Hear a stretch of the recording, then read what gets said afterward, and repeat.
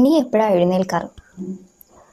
When you wake up, when you wake up ഇങ്ങനെയാണ് ചോദിക്കേണ്ടത്. Let's say നമ്മൾ ഇത്രയും ദിവസം സിമ്പിൾ പ്രസൻറ്റിനെ കുറിച്ച് സംസാരിച്ചുകൊണ്ടേയിരുന്നു.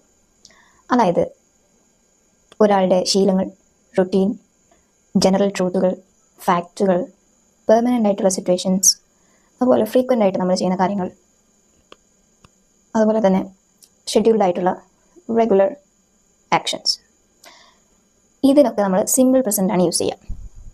അപ്പോൾ ഈ പറഞ്ഞ 7 കാര്യങ്ങളില്ലേ, ഈ 7 കാര്യങ്ങളെക്കുറിച്ച് എന്തോ ആവട്ടെ നമുക്ക് ചോദിക്കണം. ഇപ്പോൾ ഒരാൾ റുട്ടീനെ കുറിച്ച് നമ്മൾ ചോദിക്കുകയാണെങ്കിൽ നിങ്ങൾ എപ്പോഴാണ് എഴുന്നേൽക്കാറ്?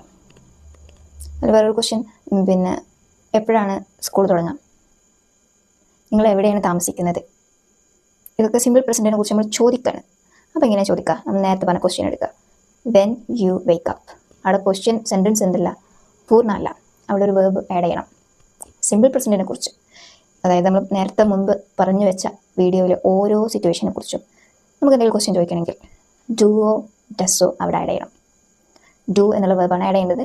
ഡെസ് എന്നത് നമ്മൾ മുന്നേ പറഞ്ഞതുപോലെ എസ് ഫോം വരുന്ന വേർബിൻ്റെ എസ് ഫോം വരികയാണെങ്കിൽ നമ്മൾ ക്വസ്റ്റ്യനിൽ ഡെസ് ആണ് യൂസ് ചെയ്യേണ്ടത്. നമ്മൾ നേരത്തെ പറഞ്ഞ ക്വസ്റ്റ്യൻ ഒന്നുകൂടി കറക്റ്റ് ചെയ്യുക. വെൻ യു വേക്കപ്പ് കറക്റ്റായിട്ട് എങ്ങനെ ചോദിക്കുക? When do you wake up, when do you wake up. Another question, where do you live, എവിടെയാണ് താമസിക്കുന്നത് എങ്ങനെ ചോദിക്കുക? വേർ യു ലിവ് എന്നതിൻ്റെ ഇടയിലേക്ക് ഈ ക്വസ്റ്റ്യൻ വേർഡ് ആഡ് ചെയ്യാം. Where do you live. S ഫോമാണ് വരുന്നതെങ്കിലും, അതായത് നമ്മളൊരു ലേഡിയോട് ചോദിക്കുകയാണ് നിങ്ങൾ എവിടെ താമസിക്കുന്നത്, ലേഡിയോടല്ല ഒരാളോട് ചോദിക്കുകയാണ്, ഒരു ലേഡി ചോദിച്ചാൽ അവരെവിടെയാണ് താമസിക്കുന്നത്, എങ്ങനെ ചോദിക്കുക? Where does she live, where does she live. Does വന്നതുകൊണ്ട് പിന്നെ ലിവുമിൽ എന്ത് ചെയ്യരുത്? എസ് ആഡ് ചെയ്യരുത്. Okay, if you have any doubts, comment below.